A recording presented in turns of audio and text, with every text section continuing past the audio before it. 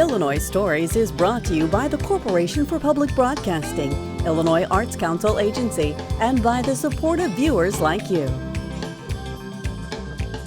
Thank you.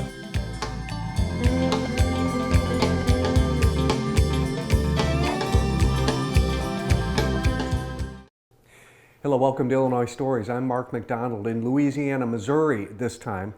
And I thought after 1,200 and some Illinois stories, we had probably hit on just about every hobby there was, but I learned about a gentleman in Louisiana who calls himself a bottle digger, and I'd never heard that term before. So we did a little investigating, and we met Jack Klotz from Louisiana. And Jack, since he was a teenager, probably a Boy Scout, you've been digging bottles. That's right. You started in California, and you have lived in Hannibal, and you now live in Louisiana, and you've dug in Quincy, and you've dug all over the place. And bottles, they're your thing, aren't they? They are. They are. Your house is full of them. They are. Yeah. Yeah. And what I empty, really like, but they're full. Well, that's the best, because I mean you can really see through them, and you can see their color, and you can see when they're empty like that. You can really you can see what's embossed on them, and you can see how they were made. So we're going to get a tutorial here today on not only how you find bottles, but how you know what you found. Right. And what I want you to do first is kind of breeze us through the house, and then You we'll bet. come back through and take a look at more detail. But you have these bottles in this case for a reason. Yeah. The top shelf are part of what I call my cure collection. Each of these bottles has some form of the word cure embossed in the glass, and collectors typically tend to specialize. Some are cure collectors, bitters collectors, whiskey collectors. So I try to separate them out a bit, because I collect everything that I'm digging. You know? Yeah. So any of these all have some form of the word cure, curative, or quick cure, and stuff like that.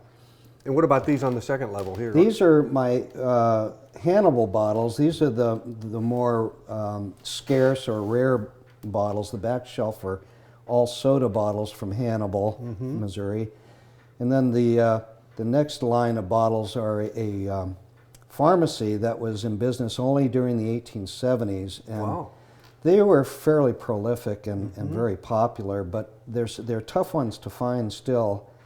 And then we have a smattering of other Hannibal bottles, along with my meager bank collection. I have a piggy bank, and a jug bank, and then a funny clown head bank. So it's not all bottles, it's just 90% bottles. Yeah. You also have, you look down on the lower. We got a billy club there that's pretty unusual, because the wood usually rots by 150 years. Is that how old that is? That's, wow. yeah, just about. And then down here, the marbles, and these would have been things that would have been found just outside of almost anybody's home, I guess. Huh? Yeah, pretty much. You know, and a lot of stuff, like one privy that I dug up, I must have dug up probably about 30 of those clay marbles, and I realized what happened was some poor kid dropped his bag of marbles down the privy by accident. He was not going to go after them. And yeah, you know, not for a bag of marbles, maybe for a bag of $20 gold pieces or something, you know. Well, you know, we're going to talk more about privies happen to be sort of a gold mine for bottle diggers, and we'll talk more about how that happened to be. But first, let's take us over here and explain to us why these are where they are. Well, this used to be full of pre-Civil War bottles on this shelf without any embossing. These are pre-Civil War bottles with embossing, and these are late Civil War period, maybe middle Civil War period to early 1870s. And they're kind of the tougher ones to find, especially the pre-Civil War ones. Is it because of their age? Because they're yeah, and their delicacy, typically back in those days, they really didn't have the manufacturing down. The annealing process led to bottles cracking just from temperature change. Or, you know, some of them had such delicate, flared little lips, like this one here, for example. It's paper thin, you know, to find something like that that hasn't been damaged. Yeah, that's still intact after all 150, 60 years. And some of them with bricks and rubble on top of them. You just can't imagine how they would survive. Well, let's come back and take a look at some of these more dainty ones. And then you have this window here, and there's a reason why you have all these colorful bottles up against the window, isn't there? Yeah, you know, people just love color in the window. They're like their own stained glass windows in essence. So I Different time of day, they show differently too, don't they? They do, yeah. Unfortunately, this one never gets direct sunlight like the other side of my house does, but it still presents a nice, colorful scene. You know, a lot of times I'll be gazing out the window, and I'm not actually gazing out the window. I'm reading those I'm bottles. looking at the bottles and remembering when I dug them up. For you, that's what I'm saying. For you, each one of these has a memory. You remember where you found it, what your reaction was when you found it. Absolutely. How much dirt was caked into it, you know, and cleaned it up and all that. Yeah, absolutely. And then we go around this way, and these look like soft drink bottles. Yeah, those are probably early 1900s to about 1920s. These are a little bit older soda bottles. These are called Hutchinson tops, and people specialize in those. And these not so much, but they're still hand tooled. Most of them. I think there was only one or two that are machine made, and they didn't really start making machine made soda bottles until about 1910. So. Okay. So yeah. So those are they have to be old to even qualify for that. Exactly. For that. Okay. This chest is full of my goodness. This is a lot more non-bottles, but these are things that you also found just found while you were digging. Huh? Yeah, absolutely. You know, and one of my earlier experiences was before bottle hunting was rock hounding, and I learned early on how to kind of keep an eye out for a certain crystal perhaps, and then also look for a certain striation in the ground or whatever. And so what I learned was to kind of multitask when I was looking for things. So anything that's round catches my eye immediately, whether it be a marble or a coin or a button. These are all buttons down there. Is that on this level here? Yeah. These are all buttons. And then these are all various coins and tags. I even have a dog tag. That one there is from the Molly Brown house, dated 1891. No kidding. So that could have actually been animal. Molly Brown's dog, you know, because she didn't leave home till the 1880s, I think, or early 80s. Wow. Okay, well, we're going to come back and we'll review this too. Some of these pieces that you think are kind of important. Yeah. But here in the kitchen, then, I mean, this is where you keep a lot of you really have more valuable. Yeah, I try to sort of keep it low profile, if you will. I mean, these guys have their own shelf for a reason, because they're the highest end bottles in my collection. Starting with the green one on the left is probably 3,000 to 4,000. This amber one in second over is a $3,000 bottle. Can you take that down and show it to us? Yeah, sure. Don't break it. Yeah. No, that would be. I don't want to be responsible for that. That'd be a terrible thing. Okay, so this is very valuable. Yeah. And probably about mid 1860s. What was in this? This would have been a whiskey flask, and it was commemorating the gold rush to Pikes Peak in 1859. Oh. And they made these for about 10 years. They made them from, all the way through the 60s and probably up to 1870. Can you show us the back again on it? Yeah, that's Well, that's the eagle, isn't it? American eagle on the back with a shield and arrows. Nice. Okay. Yeah. And that may be your most valuable. And show us the other valuable one here too. The one that I really like, this one I just dug up in March, and this one dates. This company, it's hard to read. I really need to have it cleaned, but Ravenna Glass Works from Ohio. They were first in business in 1857, and they went through a number of changes in owners. And this is believed to be from the first glass factory from 1857 to 1863. Wow. And it's got an early, what they call a hinge mold, and it's got what I thought was a chip when I dug it up. It's actually a dip in the glass. They were just very crude about the manufacturing. You can see where the glass is even Yeah, bowed it's kind in. of sunk in, yeah. And even on the base, I thought were 3 more chips, and it turns out those are just chunks of glass stuck Actually, in that's it. good though, isn't it, for the value of it? Yeah, people just love that. Yeah. Now, Collectors love it. Was this a whiskey flask? This was a too? whiskey flask as well, yeah. And like I say, this one's probably my best bottle price-wise. And then, like that commercial says, 50 cents on a good day, priceless to me. This was dug in 1964 with the Boy Scouts, and this is one of your first bottles, then. yeah, this is, and so it has its rightful place along the most valuable ones. If you would keep that out for just a moment, show us the bottom of that. Yeah. Is there it looks to me like that's been stamped, or it's been... Well, it's actually a manufacturing, probably the bottom of the mold. It really has no significance. Okay. Usually the stamping is usually pretty clear on these, but the purpling now, that's an interesting thing. They made these with manganese in the glass to make them clear. Like these bottles here, they're nice and clear, you see right through them. Yeah. But if they are subjected to the sunlight for any length of time, the sunlight changes the glass to this amethyst color. When you're a boy of about 12 or 14 years old now, and you Yeah. find this, do you know anything about it at that point? I knew nothing other than it was old, older than me. It was old and you weren't. Yeah, right. And I kind of go by that philosophy today. It's got to be older than me to drag it home. But it was like pirate's treasure to me. I knew it was from the old adobe that was built, 100 years ago. So yeah, that's what got you going. yeah, it was.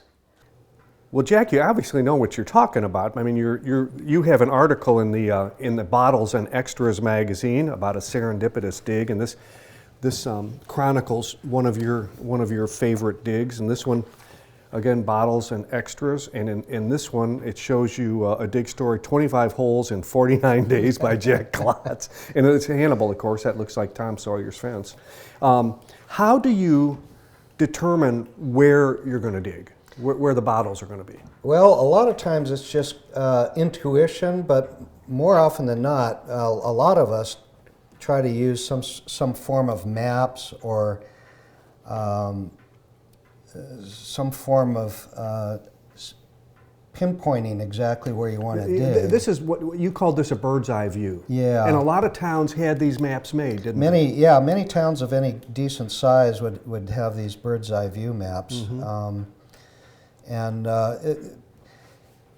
The story that I've been told is they would go up in a hot air balloon and the artist would sketch it out, and then he would fill in the details later with trees and wagons and people. But what this does for you is, this is an 1870s period map, this shows you where the structures were. Right. So if you're looking for instance, a privy, Yeah.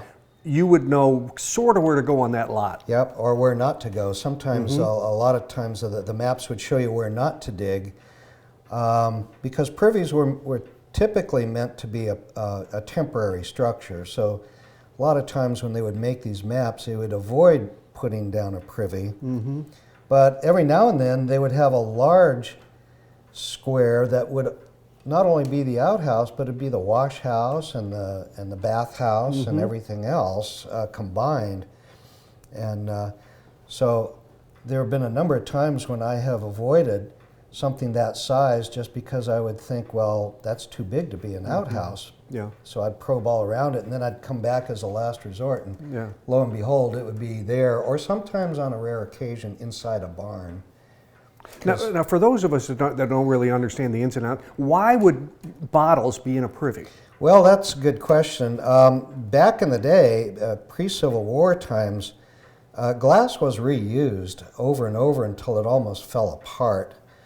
So that's why the pre-Civil War bottles are harder to find, because they would basically reuse them until they broke. But as time went on and bottles became more common, then they needed to throw them away. And it got to a point by the 1880s that any hole that was deep enough to throw anything away into was a good receptacle for trash or bottles. And typically the chambermaid in the fancier houses was in charge of taking the trash out and dumping them into the outhouse along with the chamber pot. I see. Okay, so a lot of artifacts, not only bottles, but all sorts of waste that they just didn't know what else to do with. They didn't have garbage pickup, so just give it. And they would have a town dump that they would use, but that required filling up the wagon and going out of your way. Now you also mentioned probing. Yeah.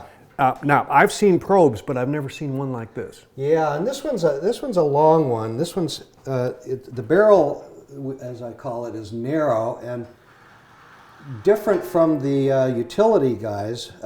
This has a carbon tip on it, so it will go through the Mississippi clay remarkably easy. And typically, when you are probing, you're looking for softer ground than the natural soil. So you'll do a probing of areas that you're pretty sure there's nothing ever been buried there to get a feel for the resistance.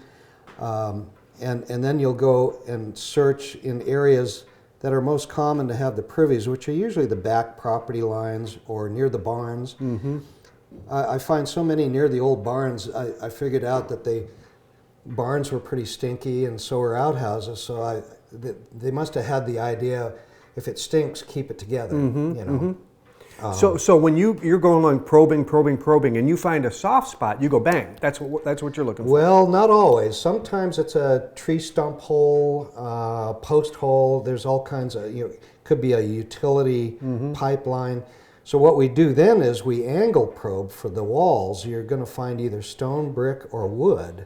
And that would be a privy hole. That would be a privy hole. Because they had to be contained in some way. Most cases it would be a privy hole. Now sometimes you'll hit brick and you'll discover it's a cistern, not a privy. That's not bad either, though, is it? Well, because wouldn't they throw things in the cistern they're too? problematic. Cisterns were not meant to be filled in other than with water. They used the water. But when they were done with the cisterns, then they would fill it in with trash. But the problem is they used them right up until usually the early 1900s. So if you're looking for stuff from the 1800s, it's not to say that there's not 1800 stuff thrown in. It's just that they're less productive than the outhouse holes. So. Okay, Jack, now I assume you're usually looking for bottles, but you never know, do you? You never do. You really don't. I still have yet to find Grandma's fruit jar full of gold coins or change, but be it as it may, I was digging in a privy in Hannibal, and I come across a set of false teeth, and it's not unusual. This is a typical set where the teeth are kind of cruddy, but this set of teeth was pristine. I mean, perfect. I wasn't even sure if it was old at first, and I thought, my gosh, that's a beautiful set of teeth, and they were not cheap back in those days, And so I kept digging, and I came across this little jar, and it says Calder's Dentine. Okay. And it was half full of this hard powdery substance that I recognized it as being an early version of denture adhesive. And I thought, well, that's interesting, so I set it up along with the teeth. And then further down, I came across these old toothbrushes, and actually, I've got this a little bit out of context. This was the last or the first thing in the hole, but you have to take it backwards, because if you try to figure out this, and every hole has a story. I always tell new diggers, if you don't see the story to what you're digging in, you're not paying attention. So obviously, the fellow lost his teeth, threw away his toothbrushes, and got himself a nice set of dentures. Well, then he probably got sick. Food poisoning, bottle poisoning, rushed out to the outhouse, puked down the hole, and lost his teeth at the process. And came back in the house and kind of went, well, this stuff didn't do any damn anymore. good, and threw it away, and don't need that anymore, because he it didn't matter what this cost. Lost his perfect set of teeth. He wasn't climbing back down into that outhouse. Another dig that I had was actually more heartbreaking. I was digging in a lot of the doll parts, mainly those big doll heads, came out of one privy. I must have dug probably about 10 dolls all together, arms and legs, and none of them were broken. And but before I got down to the doll parts, I dug up probably 50, 100 half-pint whiskey rock gut flasks. You know, just the cheapest stuff you could imagine. And I thought, geez, this is weird. You know, what's going on here? And it dawned on me that, somebody lost 2 or 3 of their little girls, cholera epidemic, or, you know, you name it. Kids were, you know, afflicted and wiped out, you know, whole families at times. And I figured out, you know, they got tired of looking at their little girls' dolls grieving, around the house, yeah. threw them down the outhouse, and then man. he started drinking afterwards. Yeah. And the whiskey flask just piled up on top of the old doll parts. You know, so there's always a story that's there to be told, whether accurate or not. You know, one can make some intelligent guesses anyway. You know. Jack, we're almost out of time, but we have seen this bottle. I wanted to revisit this bottle, though, because this is probably the most valuable in your collection. It is at this point, yeah. And it's so crude, and the glass is really so thin in parts. One of the drawbacks of being a buried bottle like this is that the minerals in the ground have a tendency to etch away at the glass and actually eat into the glass to a point where it's not desirable. And so what we typically do is we'll send something like this off to a professional glass cleaner. And I contacted a fellow out in California. Lou Lambert is one of the best in the business, and he wouldn't touch it. He said, it's just too crude. He said, I'm really afraid it won't survive. Yeah. What they do is they tumble them like rock hounds tumble old rocks. And so, you know, with his advice to just leave it as it is, that's what I'm doing. Well, it's so valuable, too. I mean, what did you say the rough value of this is? $3,000 to $4,000. $3,000 to $4,000. I mean, I wouldn't want to tumble that either. And then, you know, who knows? I mean, an auction, you know, you get 2 people that want it bad enough, you never know where it'll end. You were rewarded because you spent 10 years looking for the privy where this bottle was located. I did. You didn't know this bottle would be in there. I did, you know, and at least once a year I'd stop by this old abandoned mansion, you know, and go probing for the privy because I knew there had to be something back there. But originally that mansion took up the entire block, which has been parceled out now. But again, it comes down to how far do you want to run, you know, to use the bathroom. You don't want to go, you know, to the West 40. Right. So it had to be within a reasonable distance of the house, and I finally found it and discovered why it was so hard is because one of the stone walls had collapsed into the hole so that it shrunk from about 4 feet wide to about half the width. Okay, so in probing you couldn't figure out what the heck that was. I couldn't, and it was too narrow really for a privy, so I just assumed, well, you know, I'm barking up the wrong tree once again. And after 3 cisterns, 2 stump holes, and a couple of post holes, and tons of cement, I just had given up. And as I said in the story that I wrote about it, I said I'd drive by the house and hang my head in shame, you know, because that darn yard had defeated me again. You know? But back at year after year after year. After year, never gave up on it, not entirely. And if you don't ask permission, just go ahead and see what you find. Sometimes somebody chases you off, then beg for permission or beg for forgiveness later. But the success in this hobby comes to those who keep plugging at it, you know.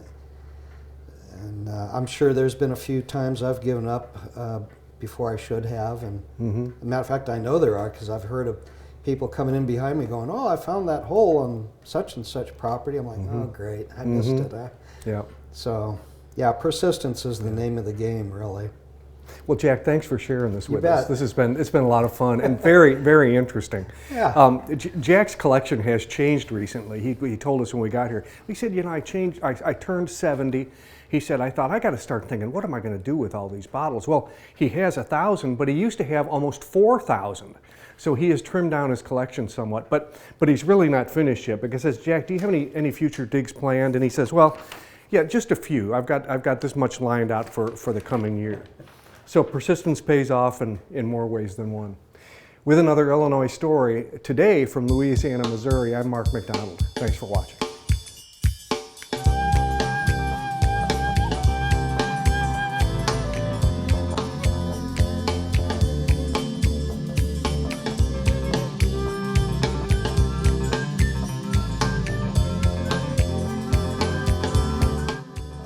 Illinois Stories is brought to you by the Corporation for Public Broadcasting, Illinois Arts Council Agency, and by the support of viewers like you.